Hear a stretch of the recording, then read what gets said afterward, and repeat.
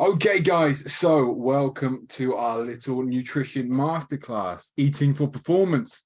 Because I think it's a big area where a lot of people ask a lot of questions and they're not quite sure what they should be doing just because there's so many different things out there which people talk about, and it gets very complicated about exactly what you should be doing. So hopefully I'm going to try and make things fairly simple. Okay, so what we'll do, we'll go through it all, and then at the end, we will do a Q&A. Like I said, if it gets stuck, someone just text me and we'll go on. So nutrition, it's one of the few things that we can really control.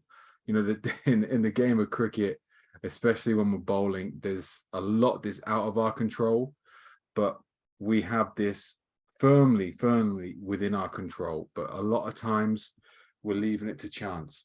Okay. And that's not a good place to be, because we like, when we leave anything to chance, it could go wrong. And we need to be making sure we're beating our competition in every part of it. So, you know, hoping that the club or the opposition is going to put on a spread that's going to fuel you is not a great method to try and be successful with nutrition, because we've seen it, you know, even in the pro game, we turn up to places and it was atrocious. Lancashire, absolutely terrible at what they gave to the opposition in T20 games. Northampton, the same.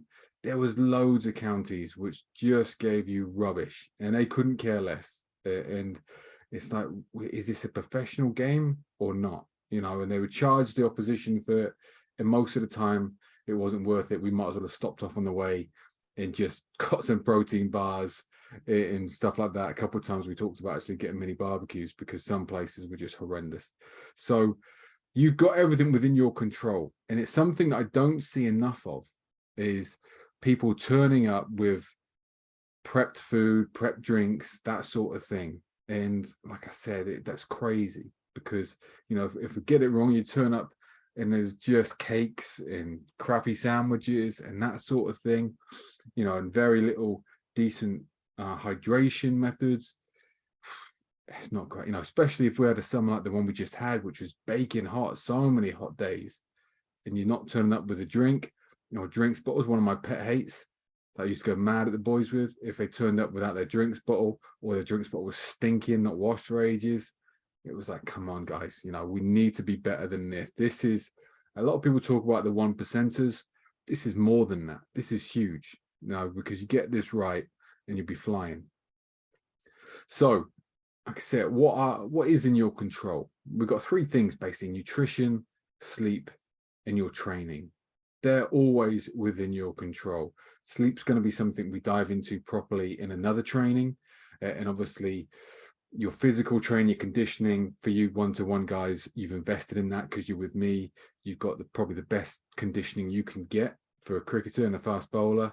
And that's brilliant. That's brilliant, because again, so many people are taking the cross fingers approach to training, and it doesn't really get you anywhere, or doing exactly the same as they did last year and getting the same results, funnily enough. And that's really, you know, not what we want to see. We want to see everyone actually flying. So when we talk about nutrition, we're talking about sort of three big areas really that we want to impact. So we want to reduce risk of injury or illness, maximize training, and maximize performance. And there are three big areas. You know, for me, the reducing risk of illness or injuries is obviously huge, because if you can get on the pitch, you're not going to get wickets. You're not going to perform. You're not going to be seen. You're not going to be pushing for a higher team. And that should be what we want all the time. You know, my big ethos, especially with my S&C hat on, is keeping people on the park. You know, because most of the time people have got really good skills and everything, and it's just about how we get their body right and on the park, especially in the pros. You know, they were all really good bowlers. So the 1%ers was keeping them away from injury, and nutrition can do that. Maximize training adaptations, absolutely huge area. Again, people, are they getting it right? Are they getting it wrong? Are they understanding it? Probably not. You know, so it's something we need to understand and maximize performance, because if we get it wrong, and you know, you don't want to get your nutrition wrong pre-game, and in the middle of the game you need to take a nap, or your blood sugar just dropped out of sight and you can't focus on anything. So they're the three big areas really we want to be focused on. So it's just a brief little slide, just to sort of show you the different sort of foods for different things that we need. We've got fuel, we've got recovery, we've got support. So with the support, this goes a lot into that keeping away from illness. So you've got all your fruits and your vegetables. Then you've got your recovery, which is your protein and healthy fats. Absolutely key for the muscles to growth, repair, for everything to keep working well, and the fuel. So the carbs, the whole grains, potatoes, your snacks, and everything else. And it's important to know what each of them do and how each of them can help. So when we look at the support of fruit and veg, people talk about how much should you have. You know, the green stuff, there's no limit really, you know, go for your life. But the other stuff, if you pick one color from each of the support things and have it a meal, again, you're going to be fine. And if you go with one support, one recovery, one fuel as a main meal, you're not going to be too far wrong. And the thing I like about this is something we're going to come on to later: single ingredient foods.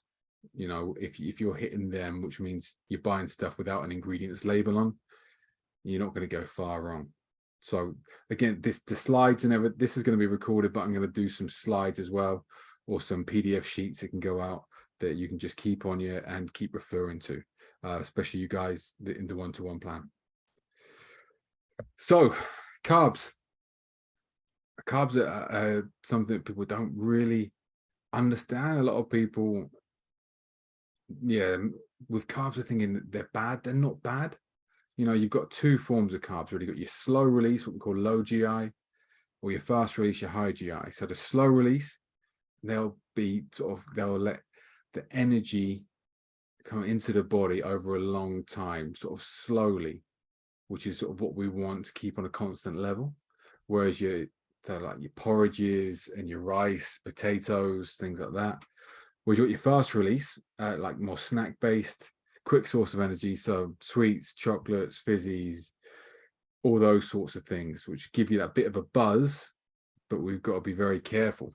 Got to be careful about over consuming them, because when we're over consuming them, we get into trouble. So if we look at the timing, we want to fuel the body with glycogen. So when carbs go into the body, they turn into glycogen and they fill the muscle cells with fuel, like putting the nozzle with the petrol into your car, filling it with fuel. Is what we're doing with carbs, making sure it's all set. With the high GI foods, you almost want to take them if you need a quick boost. So sometimes you'll have seen in games players have sweets in their pockets, but we don't know. There could be two reasons for this. It could be because they need a quick release, or it could be because they're sucking them to get the sugar on a ball. But what we've got to be careful of, if you take something to give you a quick release, what goes up must come down. So what we mean by that is that quick release will give you a bit of a buzz, but then it will bring you down the other side quicker. So what we want, like I said earlier, is for you to be in a constant sort of state of energy where you're good all the time. You're not going up and down. You're not looking, you know, like when you wake up from a quick nap or something, you know, and you feel just so groggy and you need a drink or caffeine or something to get you going. That's not what we want. You know, if you're batting, bowling, whatever, especially batting, if you need to concentrate, taking that quick hit might be great for the next 2 overs. After that, you might have to pay the piper a little bit. So let's move on to protein. Now, protein, the building block of muscular recovery, absolutely crucial. And most people are under consuming it hugely. They're getting nowhere near enough protein, especially you've got guys who are then, you know, smashing in the weights in the gym and things like that. You need to be getting, for me, the real sort of low end protein a day is about 120 grams. For me at the moment, I'm in slightly different training to you guys. I'm over 200 a day because I need it. You know, you need it for recovery. You need it for the muscles to mend and keep strong. But you want to aim to have it in every meal. And there's some great forms of protein. Eggs are my favorite. Absolutely amazing eggs. It's probably one of the most complete foods you can get when you factor in the fats as well, the good fats. everything in there, the amino acids, just crazy. Fish, fantastic. So you got your omega-3s in there as well, which is, again, fats. I don't want to go into too much sort of depth on some of these things because I don't want to confuse. I want to keep it simple. But omega-3s and the amino acids from those two, eggs and fish, you're not going to go far wrong with those. So protein, really, really important. So as I said earlier, as a general rule, as you're going forward, if you want to keep nutrition simple, stick to single ingredient foods. So like I said, if you go pick up a food, if you pick up some potatoes, there's no ingredient label on potatoes. There's no, well, hopefully there's no ingredient labels on rice, on your fruit, on your veg, on your meat. As soon as there's different ingredients going into your food, we're struggling. Okay, we're struggling. And I'm also struggling spelling natural there. So, Jesus, I cannot spell. But yeah, on that, don't be scared of natural fats. Again, fats along with carbs, people get frightened of. But like I said, with the fats that are in fish, for instance, the fats that are in eggs, absolutely so vital for you. Okay, so nuts, egg yolks, offal, all a great choice when it comes to good fats. Stay away from oils. Seed oils, not great. Okay, so cooking with coconut oil, fantastic. A better alternative than to a lot of the seed oils. Okay, so let's get sort of stuck into how it looks in and around games and training. So pre-game, you want to hydrate. Absolutely so vital to hydrate. So within an hour of waking, I like to get the guys on 1 liter of water, because when you're asleep, if you slept for 6 to 8 hours, which you hopefully are doing, you're going to wake up in a dehydrated state. It's the best time to get the water. Okay, so if you get your water in you there, then as well as getting the hydration levels up, you're not going to have to go to the toilet all the time. So, if you start getting a liter of water in an hour later on in the day, you'll probably be going back and forth to the urinal, which isn't great if you're trying to play. But in the first hour, get it in you, it just sets you up nicely. Then we want to fuel the glycogen levels with carbs. So porridge, something like that, proteins and fats. Put everything in there to really help the body prepare for what it's got to do. So in the morning, breakfast can look like porridge with almond milk, protein powder, berries. If you like normal milk, go for normal milk. But something like that is just a great, quick and easy. People like overnight oats. So they put all this together, mix it up, put it in the fridge, get it out of the fridge next morning, it's good to go. Or if you like to cook, you can go eggs, turkey bacon on sourdough toast, something like that. We've got the protein, we've got the fats, we've got the carbs, we've got everything in there that will keep you going. I would tend to keep away from the breakfast cereals. Not going to do a lot for you.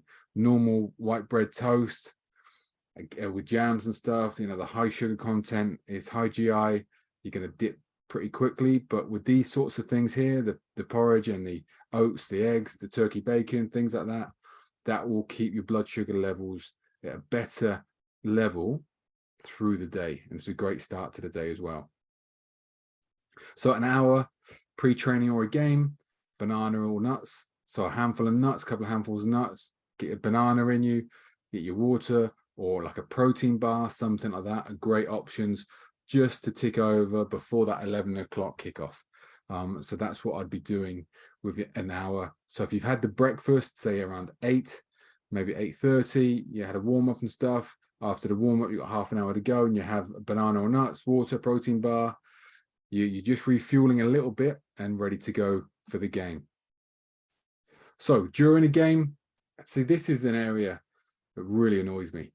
It really annoys me with players, because every player, every bowler can turn up to a game with a little bag, and in the bag can have 2 bottles of water, a protein and carb shake already made, a banana, some nuts, protein bar, and just put it down at fine leg, because you're going to be down there at some point. Or if there's a wicket, go get it, bring it on. So you can have all of this. So there's no need or no excuse for a game to have that little dip where you're losing energy, because these are all in your hand. Now, if you turn up with just your bowling boots and nothing else, you're letting yourself down. And this was something I used to tell trialists when they used to come in. when they literally would bring nothing, you just knew their head wasn't in the right space. If we had trialists came in, they had their own med ball, they brought their own food because they weren't taking a chance that our stuff was going to be crap, which in second team it could be quite regularly. Then you knew, right, he's got his head on here. He's looking at everything. He's not leaving things a chance. This guy wants it. So these things here will just help you tick over during the game. Post-training, so an hour immediately after the training or the game, this is your nutritional optimum window for recovery. So what will happen here, if you get something like a carbon protein shake in you, what happens is the insulin will be released and shuttle the protein and the carbs to the energy cells where we need to the muscle cells and help that recovery process take place.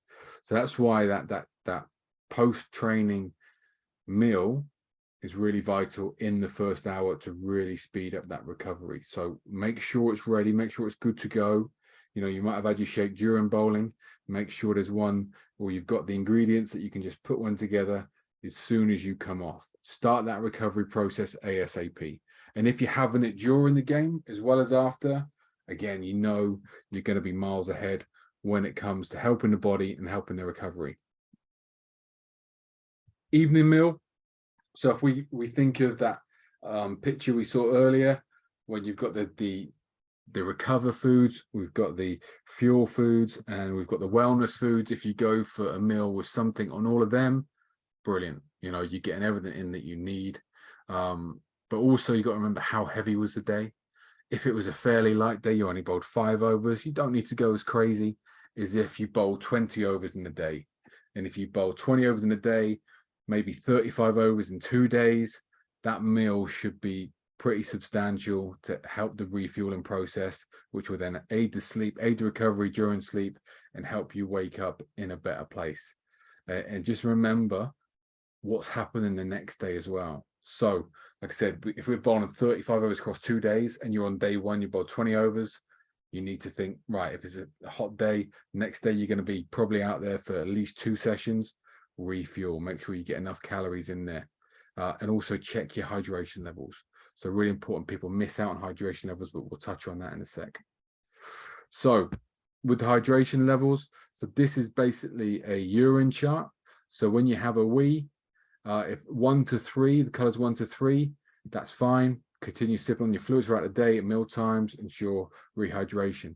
If it's 4, 5, and 6, you need to get some form of like electrolyte drink in your water, at least sort of half a liter of water, and keep drinking up until bedtime. If it's 7 or 8, you need a lot. You need a good liter of water to get it all in you. Okay, vital, absolutely vital. So, you know, if you come off and it's 8, you know you need a little bit of help there. So mistakes, we need to view every meal as an opportunity to fuel your body for performance.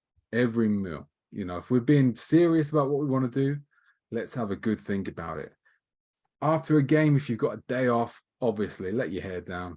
Now have a drink, a few beers if you've won, whatever it is. But if we're in the window of training and playing, let's be really smart. Let's make good choices. You know, it's not just about body comp, but also how the body performs. Okay, so that's everything, guys. Hopefully you enjoyed it. I'm going to stop the recording now, but open it all up for questions for you guys.